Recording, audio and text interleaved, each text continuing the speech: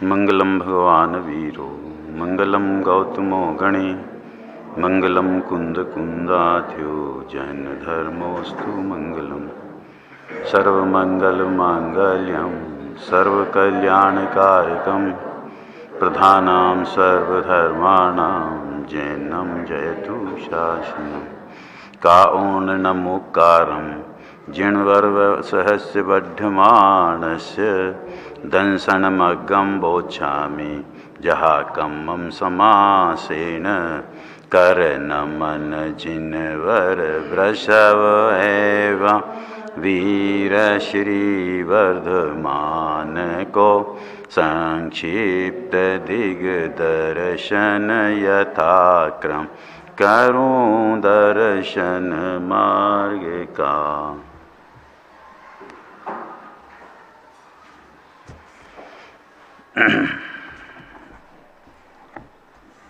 ये अष्टपावड़ जी परमागम का तीसरा चारित्र पावड़ है।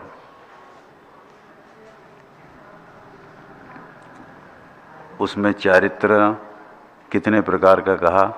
2 प्रकार का। कौन सा? निश्चय व्यवहार, सम्यक्त्वाचरण और संयमाचरण। अभी प्रकरण सम्यक्त्वाचरण चारित्र का चल रहा है। उसकी 15वीं गाथा अपनी हो गई है, अब 16वीं गाथा। आगे फिर उपदेश करते हैं। उपदेश कौन सा करते हैं? जो ये 15वीं गाथा 14वीं गाथा में जो बात कही थी,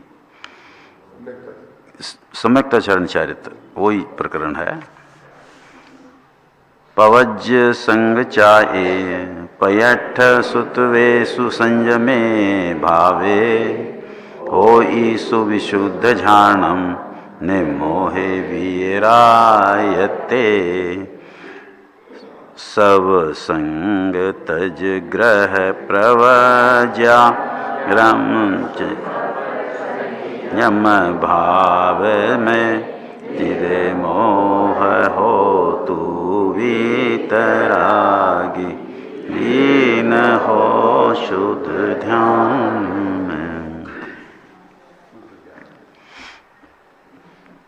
कोरोना के पहले बिगड़ने में क्या लगा था?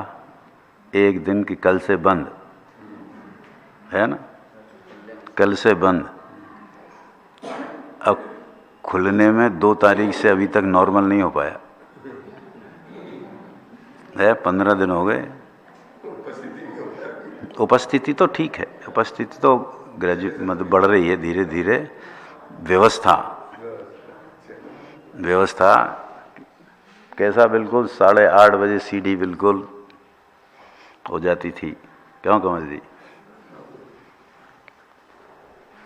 इस हाँ हो जाएगी, पर हुई नहीं अभी। हाँ, इसीलिए तो रेल का एक्सीडेंट होता है, पटरी पे उतरने में से कितनी दूर होती है, फिर चढ़ाने में वापस।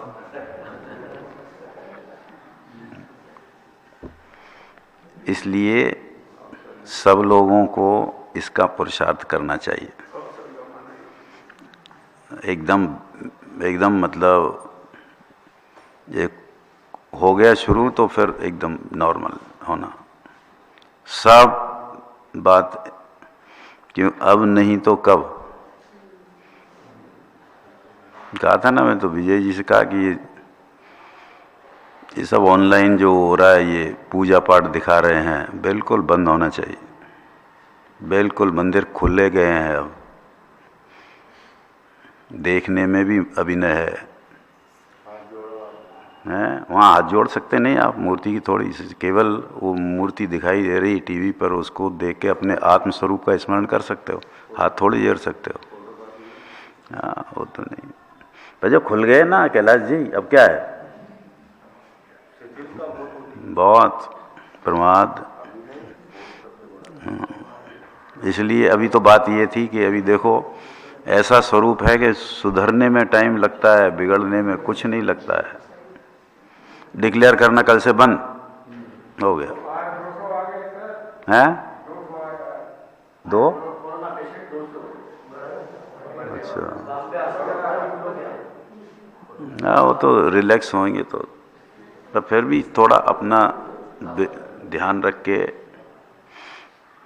ही करना है। अभी भी देखो, और सब बिल्कुल अपने परिणाम विशुद्ध रखकर एकदम बाहर में अपने ज्ञान में बाहर की प्रवृत्ति का बिल्कुल त्याग करके, और जो बात चलती है, कितनी गजब की बात आज गुरुदेव के प्रवचन में आई थी, बंद करने का मन ही नहीं हो रहा था। ऐसा ही देने वाला हो तो लेने वाले का भी पात्रता वैसी होना चाहिए। देखो आगे फिर उपदेश करते, ये तो अपन ने गाथा पढ़ ली।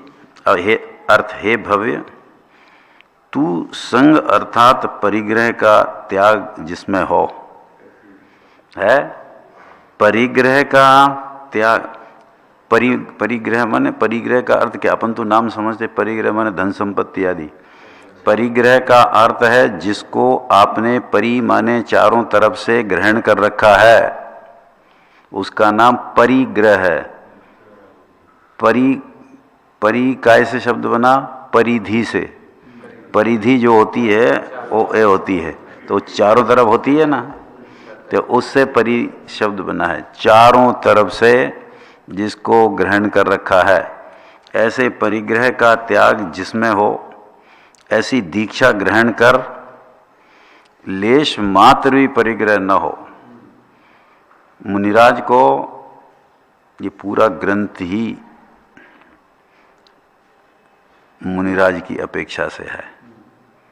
कोई कहेगा दर्शन पावड़ में तो सम्यक दर्शन की मुख्यता थी, वहाँ दर्शन सम्यक दर्शन की बात जरूर थी, पर वहाँ दर्शन मुनिराज को कहा था। दर्शन का अर्थ मोक्ष का मार्ग, तो मोक्ष का मार्ग का दर्शन अवलोकन जिसमें हो, वो कौन है, मुनिराज है। तो तीन बातें आई थी, याद है सबको तीन बात। तीन कषाय का अभाव, 28 मूल गुण पालन करने का भाव। 28 मूल गुण अकेला नहीं, क्रिया नहीं, शरीर की भाव, और बाहर में नग्नता। इसमें मोक्ष मार्ग का दर्शन होता है, इसलिए मुनिराज को दर्शन कहा था। दर्शन पावड़ की बात है ये। फिर बोध पावड़ आया, उसमें ज्ञान की बात। अब चारित्र पावड़ है। इसमें कहते हैं कि ऐसी दीक्षा हो कि जिसमें परिग्रह का त्याग हो। परिग्रह का त्याग, वो बहिरंग परिग्रह का त्याग तो हो जाता है, पर अंतरंग परिग्रह में मुनिराज को विचार करना, कितना परिग्रह का त्याग है अंतरंग में। हाँ, 24 में से कितने का त्याग है? देखो ये तत्व अभ्यास है, ये कोई परीक्षा के लिए नहीं पढ़ाया जा रहा है। हाँ, अब प्रश्न ये है कि उनको त्याग कितना है, संजुलन का त्याग कहाँ है। अपनी बात ये है कि परिग्रह का त्याग की बात है ना, तो कितना अंतरंग परिग्रह का त्याग है, पूरे का है। तो उनको मिथ्यात्व का पूरा त्याग है। और क्या होता है अंतरंग परिग्रह में? 4 कषाय 9 कषाय, वो पूरी की पूरी 13 3 कषाय संबंधी है। आया समझ में? कोई कहे कि मुनिराज निर्ग्रंथ है, कि हाँ निर्ग्रंथ है, कि सारे अभ्यंतर परिग्रह का त्याग है, कि हाँ त्याग है। कैसे त्याग है? कि मिथ्यात्व का पूरा त्याग है, और बाकी जो 13 कषाय 4 और 9 वो 3 कषाय संबंधी है। तो उस संबंधी 14 का त्याग है ना, एक बात। दूसरा कि तुम फिर भी कहते हो कि ये भी एक का त्याग नहीं है, फिर भी कहते हो सबका त्याग है। बाहर से दिखने में उनके और जिनको सब का त्याग है उनमें कोई फर्क नहीं है, इस अपेक्षा से मुनिराज को सर्व का त्याग कहा जाता है। इसीलिए उनके सकल व्रती कहा जाता है, सकल व्रती कहा जाता है समझ में? हर एक की अपेक्षा है क्या जिन्हें जी? वो तो मिथ्यात्व है, वो तो छूट गया हो, उसमें तो किंचित भी किसी भी कषाय में उनकी उपादेय बुद्धि नहीं है, वो दृष्टि का विषय है। पर अभी तो त्याग कितना है कि उनका बाहर का वेश वैसा ही है जिनको सबका होता है, चारों कषाय का होता है, वैसा वेश है उनको, है समझ में? इसलिए मुनिराज को भी निर्ग्रंथ कहा जाता है। दृष्टि अपेक्षा से जिसकी चौथे गुणस्थान वाला सम्यक दृष्टि है, उसको भी इस जगत में एक अपनी आत्मा के सिवा एक परमाणु में भी अपनत्व न होने से, एक भी परमाणु में अपनापन नहीं होने से, उसको भी दृष्टि अपेक्षा से निर्ग्रंथ कहते हैं। एक परमाणु को भी अपना नहीं मानता है, तो इसलिए वो निर्ग्रंथ है। चौथे गुणस्थान कपड़े पहने वाला निर्ग्रंथ है। और द्रव्यलिंगी मुनि 28 मूल गुण पालन करते हुए भी निर्ग्रंथ नहीं है। ये बात कैसी है? ये तो कोई भाग्यशाली होते हैं उनको कान में पड़ती है, साधारण बात नहीं है ये। हाँ, ज्ञान का गेय है, अस्थिरता है ना, अस्थिर दो ही है, एक ही बात है वो। चौथे गुण स्थान वालों को 3 कषाय संबंधी अस्थिरता है, मुनिराज को एक संबंधी स्थिरता है, क्योंकि दृष्टि में तो दोनों के है, ज्ञान का गेय है। वो क्या गेय है कि इतना अभी बाकी है, ये मेरा है, मेरा है तो मिथ्यात हो जाएगा। ऐसी दीक्षा ग्रहण कर और भले प्रकार, अब देखो, संयम स्वरूप भाव होने पर अभी चला है सम्यक्त्वाचरण, और दीक्षा होने के बाद कौन सा भाव आ जाएगा? संयमाचरण। जो संयम स्वरूप भाव होने पर सम्यक प्रकार तप में परिवर्तन कर, तप में परिवर्तन कर का अर्थ अपनी आत्मा का उग्र पुरुषार्थ, ये तप है। तप की परिभाषा क्या? चरणान योग की अपेक्षा से 12 प्रकार के तप कहे जाते हैं। द्रव्यान योग में 12 प्रकार के तप शुभ भाव है। असली तप कौन सा है? तपसा निर्जराच, वो है, माने अपने स्वरूप की उग्र पुरुषार्थ, उग्र लीनता, तप में परिवर्तन कर, जिससे तेरे, देखो, मोह रहित वीतरागपना होने पर, 3 तो है ही पहले से अभाव, अब पूर्ण वीतरागता होने पर निर्मल धर्म शुक्ल ध्यान हो। 6ठे 7वें गुण स्थान तक तो धर्म ध्यान है, इसके बाद शुक्ल ध्यान हो। शुक्ल ध्यान का फल सीधा मुक्ति है, सीधा मुक्ति है। शुक्ल ध्यान जिसको होता है उसको मुक्ति होती है। एक 11वें गुणस्थान वाले को भी शुक्ल ध्यान होता है, पृथकत्व वितर्क, पर वो गिर जाता है। छपक श्रेणी में जो शुक्ल ध्यान आए, अंतर मुहूर्त में केवल ज्ञान होता है। धर्म शुक्ल ध्यान हो, निर्ग्रंथ हो, दीक्षा लेकर, ग्रंथ माने परिग्रह, निर्ग्रंथ माने परिग्रह से रहित, दीक्षा लेकर संयम भाव से भले प्रकार तप में परिवर्तन करे। भले प्रकार क्यों शब्द किया? इसलिए कि यहाँ उससे मुक्ति बताना है, केवल ज्ञान बताना है। भले प्रकार से, भले प्रकार तप में परिवर्तन करे, तब संसार का मोह दूर होकर वीतरागपना हो। देखो, संसार का मोह, संसार का मोह का अर्थ कि जब तक पूर्ण वीतराग दशा न हो तब तक राग है, राग है वो संसार है। तो वो पूरी तरह से दूर हो, देखो मोह दूर होकर वीतरागपना हो, फिर निर्मल धर्म ध्यान शुक्ल ध्यान होते हैं। क्योंकि छठे में भी जो है, सातवें में ये धर्म ध्यान ही है, छठे तक है धर्म निर्विकल्प दशा में धर्म ध्यान है। आठवें में धर्म ध्यान नहीं कहा जाता है, शुक्ल ध्यान उपचार से कहा जाता है। शुक्ल ध्यान 13वें में नहीं, शुक्ल ध्यान वीतरागियों के होता है जिनके संजलन का भी अभाव हो गया है। तो ऐसे वीतरागी मुनि 12वें गुणस्थान में होते हैं, वहाँ शुक्ल ध्यान होता है। 12वें गुणस्थान में शुक्ल ध्यान 2 होते हैं, एक शुरू में होता है, एक आखिरी में होता है, जिससे 3 घाती कर्मों का नाश होता है। समझ में आया? पृथकत्व वितर्क विचार ये शुरू में होता है 12वें में, और एकत्व वितर्क अविचार, अविचार वो होता है 12वें के आखिर में। उस ध्यान से 3 घाती कर्मों का नाश होता है, ज्ञानावरणी, दर्शनावरणी और अंतराय। और निश्चय से मोह का नाश हुए बिना किसी जीव को शुक्ल ध्यान नहीं होता है।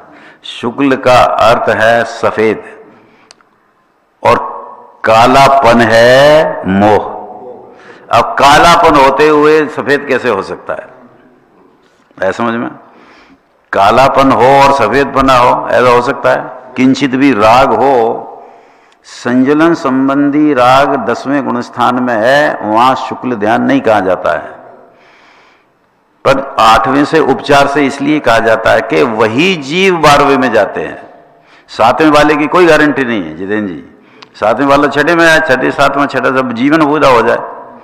8वें वाला जीव नियम से केवल वहां वीतराग होता है, 12वें में जाता है, वहां उसको शुक्ल ध्यान होता है। 4 है ना शुक्ल ध्यान, तो तीसरा शुक्ल 2 तो हो गए 12वें में। 13वें में होता है एक सूक्ष्म क्रिया प्रतिपाती, ये होता है 13वें। ये इससे क्या होता है? इससे योग रहित होता है, योग रहित होकर 14वें में जाता है। और 14वें गुणस्थान में भी एक होता है व्युत्परत क्रिया निवृत्ति। उस ध्यान के कारण 4 अघाती कर्मों का नाश होकर फिर क्या होता है? ध्यान रहित हो जाते हैं, ध्यान रहित हो जाते हैं। किसा हम भी तो ध्यान रहित ही हैं, क्या फर्क है फिर उनमें और हम में?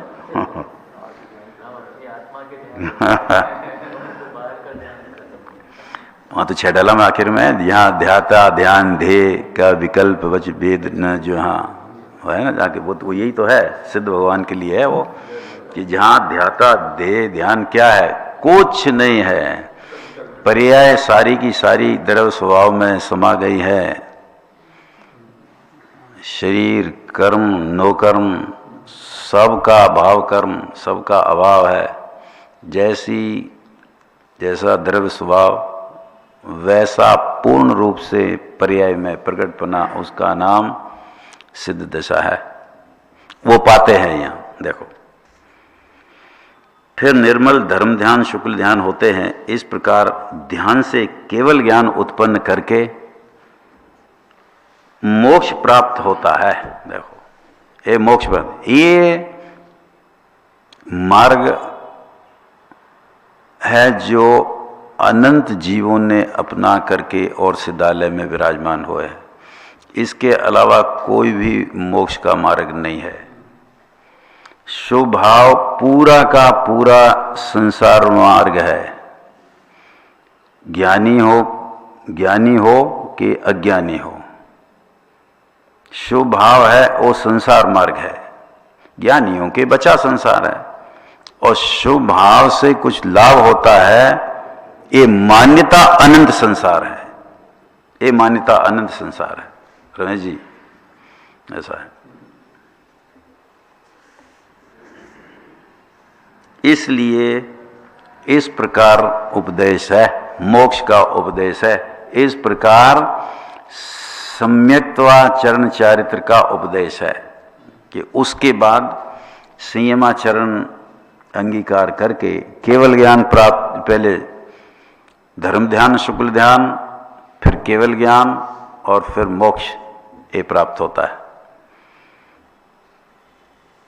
आगे कहते हैं 17वीं गाथा की, आगे कहते हैं कि यह जीव अज्ञान और मिथ्यात्व के दोष से, ये पाप तो लिखा ही नहीं, दोष क्यों दिनेश जी? पर जिसको सारा जगत कहता है उसका नाम नहीं है, 5 पाप का नाम लिखा है इसमें। और डरते काहे से हैं? क्यों डरते हैं फिर? उसके उदय से डरते। पाप से कोई नहीं डरता, कोई पाप परिणाम से कोई नहीं डरता है। उसका पर करे पाप और पुण्य का उदय आएगा क्या? तो उदय से डरते हैं कि उदय जरा सा नहीं है, जरा उदय पाप का नहीं आ जाए। शरीर में रोग आता है, इकाई का उदय है पाप का उदय। और शरीर की चिंता करना पाप का। अब शरीर की चिंता करे और फिर कहे कि शरीर रोगी ना हो, तो कैसे नहीं होगा जितेंद्र जी? शरीर की चिंता करे, कौन सा भाव है ये? पुण्य है कि पाप भाव? अब ये पाप भाव तो कर रहा है, और फिर इन पाप से शरीर में रोग नहीं आएगा? आएगा। अब उससे डरता है, और जब उसकी चिंता कर रहा था उन परिणामों से नहीं डर रहा था। उसकी देखभाल, उसका ये करना, उसको ऐसा खिलाना पिलाना, उसको ऐसा करना और ऐसा करना, ये पाप के परिणाम से नहीं डरता। कहना ये है कि उदय से डरता है। देखो है,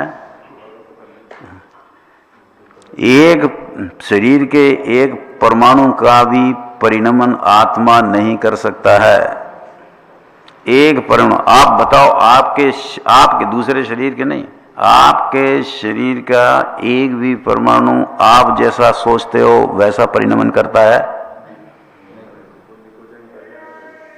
तो वो आपका पुरुषार्थ थोड़ी है, उदय का कार्य, कर्म का कार्य है वो। तो आपके पुरुषार्थ से होता है कि नहीं, ये इतना माने तो कितनी उसको शांति हो। मैं न तो संयोगों का कुछ कर सकता हूं और न शरीर का कुछ कर सकता हूं, कितनी शांति है उसको।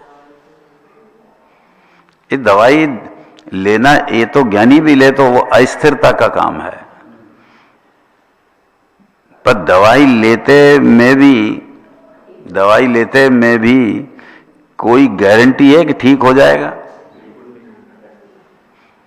कोरोना से कितने उन 80 90 साल के उनके फोटो आते हैं, ये कोरोना को हरा करके आ गए हैं, ऐसा आता है पेपर में, हरा करके आ गए हैं, और जवानों की मौत हो रही है। फिर क्या? किसको दवा किसको असर कर? जिसकी आयु पूर्ण हो रही है उसको कोई दुनिया में दवा है उसकी? भटनगर देखो, आगे कहते हैं कि ये जीव अज्ञान, अपनी बात यहां से थी कि इसमें अज्ञान और मिथ्यात्व लिए, दोष में पाप नहीं लिए, 5 ये कहना था। अज्ञान और मिथ्यात्व के दोष से मिथ्या मार्ग में प्रवर्तन करता है, सच्चे मोक्ष मार्ग से विपरीत मार्ग में प्रवर्तन करता है। इसका नाम है मिथ्या मार्ग।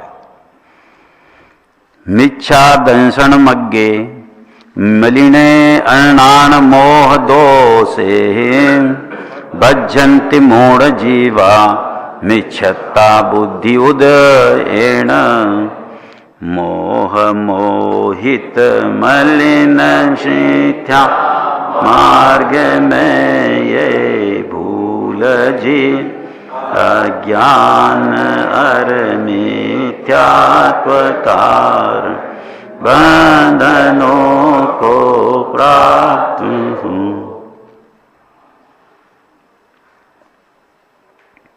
अर्थ, मूढ़ जीव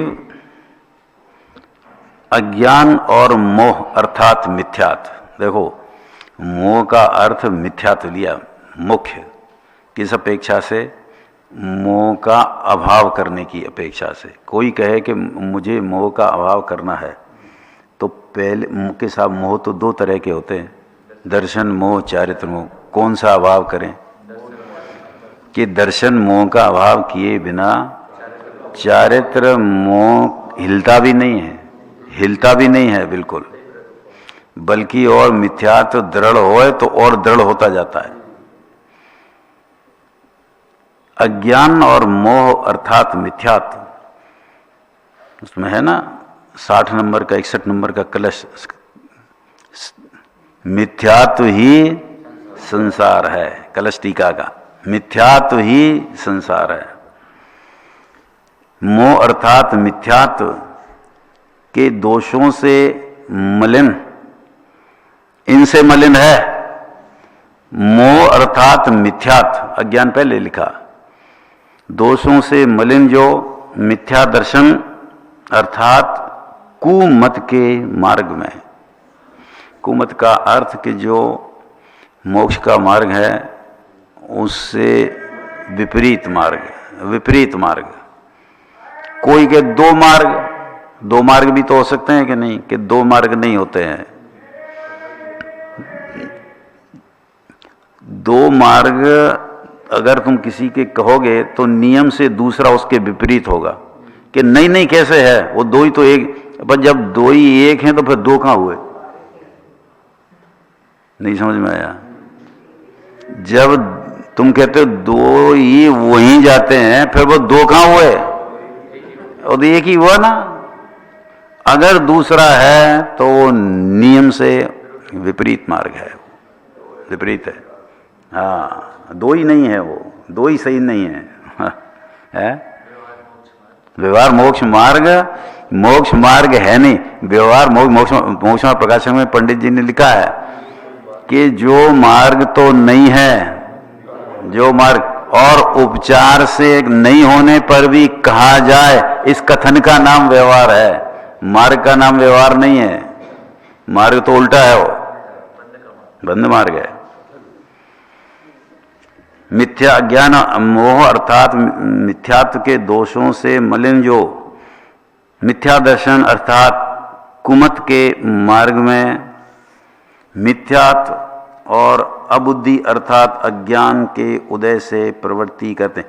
ये मिथ्यात्व और अज्ञान का उदय का अर्थ है पर्याय, एक कर्म का उदय नहीं समझना। मिथ्यात्व और अज्ञान के उदय से माने उस रूप परिणमन से, और आगे लिखा ही है ना, वो परिणमन में प्रवृत्ति करे।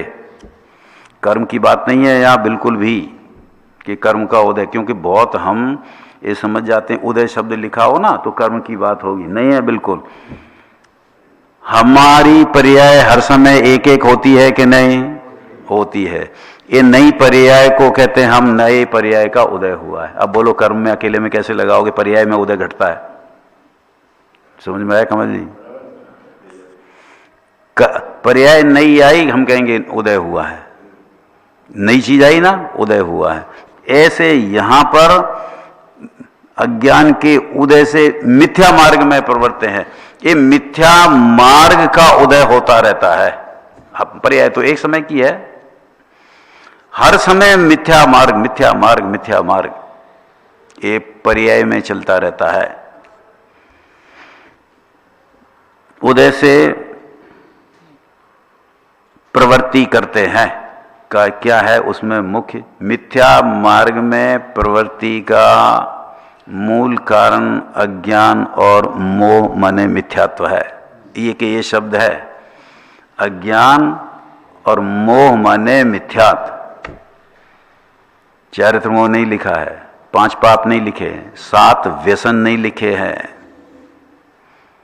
देखो आचार्यों की कोई के अच्छा वो पाप से रहित है ना इसलिए उनको नहीं लिखते हैं, तो पाप से रहित होके क्या वो मोक्ष में चले गए क्या? संसार में ही है, संसार में कैसे रहा जाता है, संसार से कैसे तिरा जाता है, ये सब बातें लिखी है कि नहीं? भावार्थ, ये मूढ़ जीव मिथ्यात्व और अज्ञान के उदय से, उदय का अर्थ वो ये जो अभी कहा, मिथ्या मार्ग में प्रवर्तते हैं, विपरीत मार्ग में प्रवर्तते हैं। कौन? मूढ़ जीव। मूढ़ जीव माने जिनको अपने आत्म स्वभाव का श्रद्धा नहीं है, अपने आत्म स्वभाव का ज्ञान नहीं है। जरा विचार करना थोड़ा, जो विचार करने की बात करते हैं ना, वो सब विचार आपको सूक्ष्म तत्व अभ्यास के लिए प्रेरित करते हैं, सूक्ष्म तत्व अभ्यास के लिए।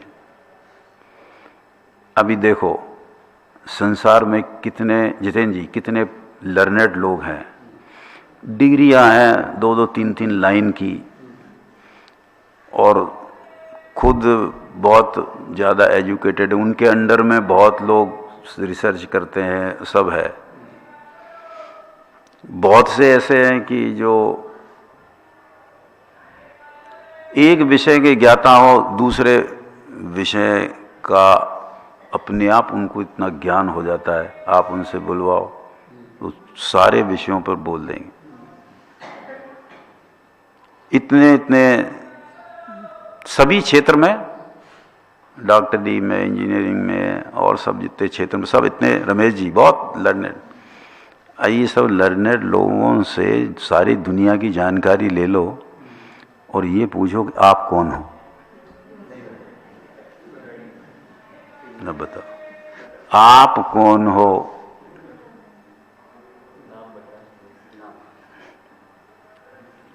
नाम तो मिट जाने वाला, अभी मरोगे तो।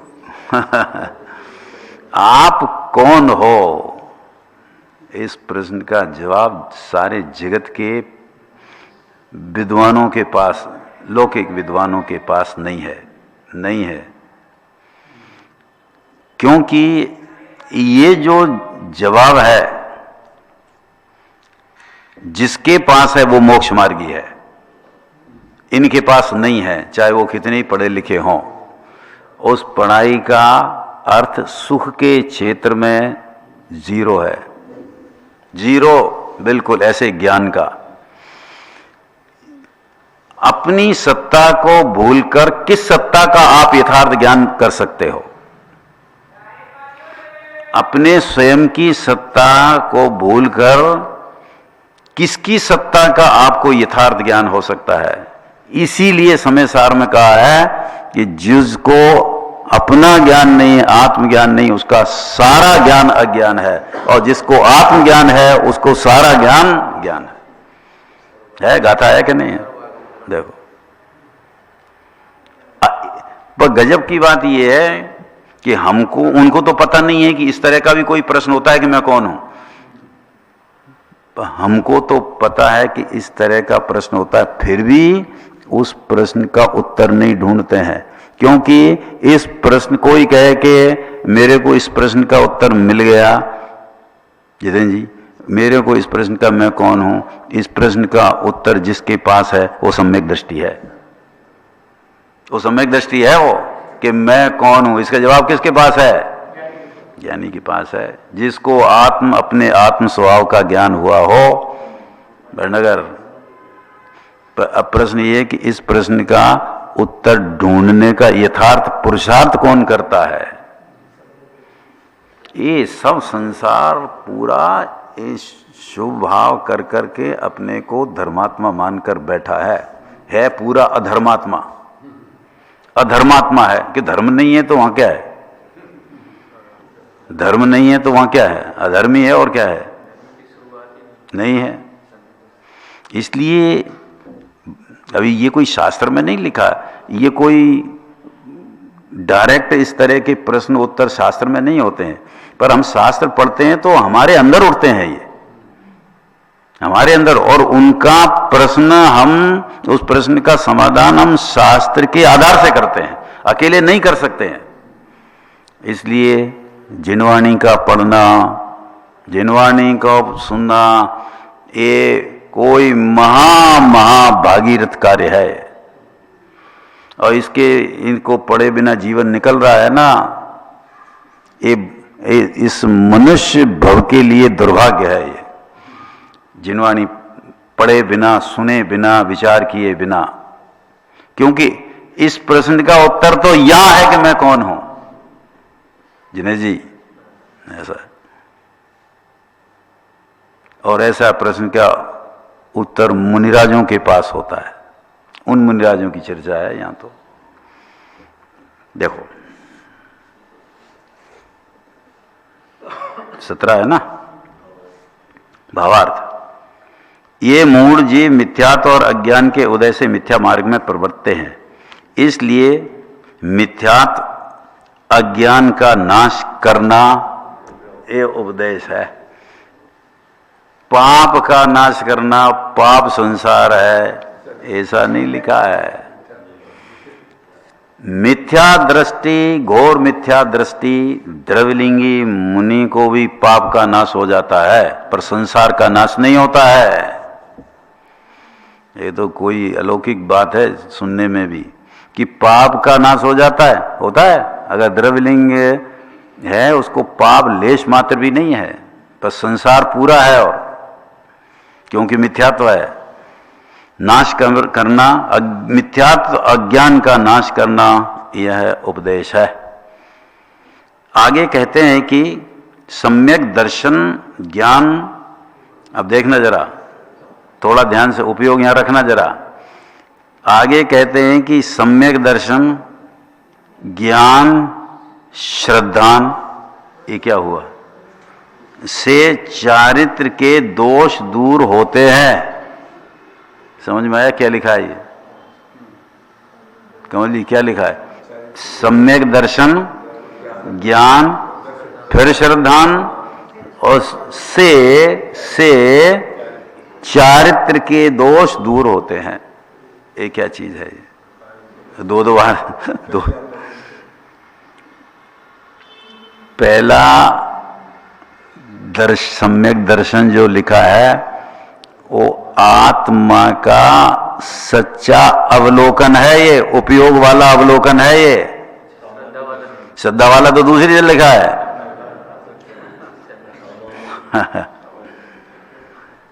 आत्मा दर्शन में सम्यक मिथ्या कुछ नहीं होते हैं, परंतु क्योंकि बाकी चीजें सम्यक बताना है तो ये भी बताना, आत्मा का सम्यक अवलोकन, ये हाँ वो बलि प्रकार से जैसा है वैसा अवलोकन आत्मा का। देखो अर्थ, यह आत्मा क्या, अच्छा गाथा, अच्छा गाथा नहीं पढ़ी क्या? ओ सम्मत दंसन पश्यदि जान नानेन दब्ब पजाया सम्मेण ये सद्दहदि ये परिहरदि चरित जे दोषे सद ज्ञान दर्शन जान देखे।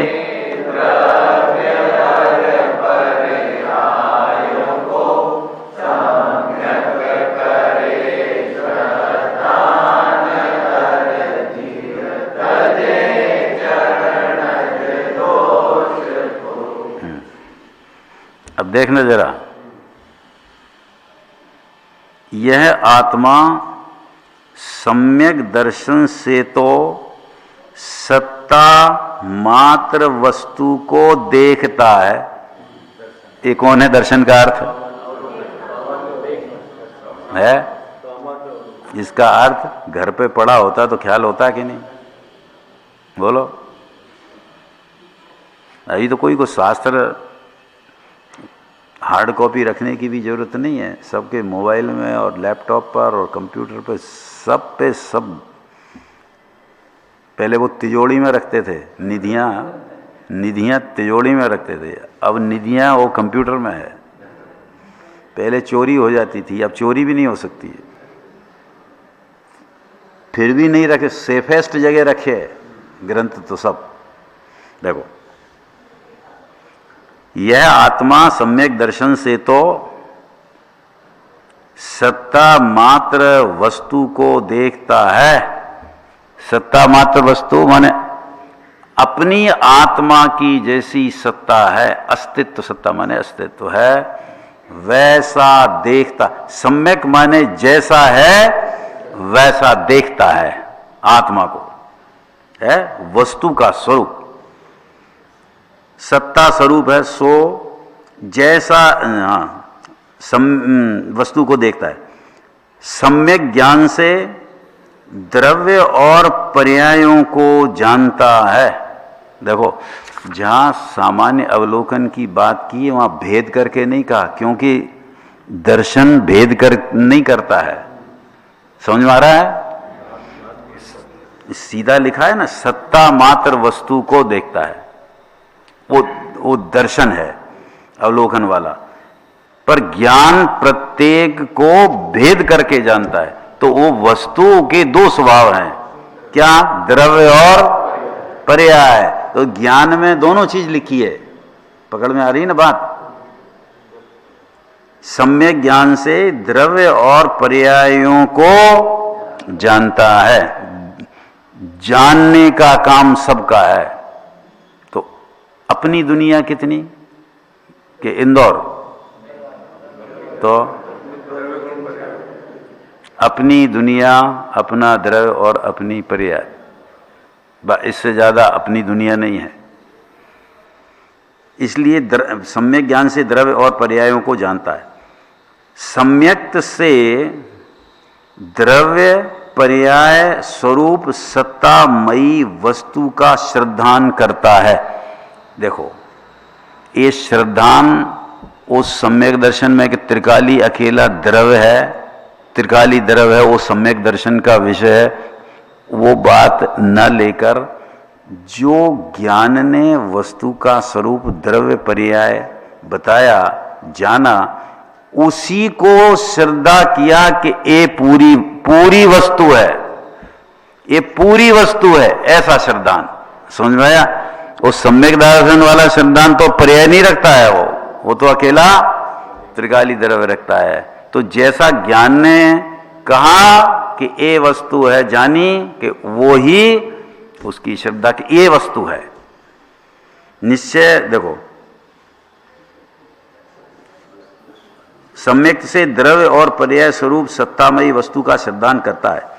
और इस प्रकार देखो, अब देखना माने दर्शन, जानना माने ज्ञान, और श्रद्धान, ये तीन से अभी इसमें सम्यक दर्शन ज्ञान चारित्र नहीं आए, चारित्र की जगह पे देखना आया है। पर सम्यक प्रकार देखना, सम्यक प्रकार जानना, सम्यक प्रकार श्रद्धा करना, ये हो तो सम्यक चारित्र होता है। ये कहना है इस गाथा में। कितनी गजब! हाँ आ रहा पकड़ में मंगीलाल जी? हाँ, तीन होंगे तो देखो, ये भूल है जगत की सारी। शरीर को अपना मानता है तो शरीर की क्रिया नहीं करेंगे तब तक धर्म कहाँ से होगा, चारित्र कहाँ से होगा?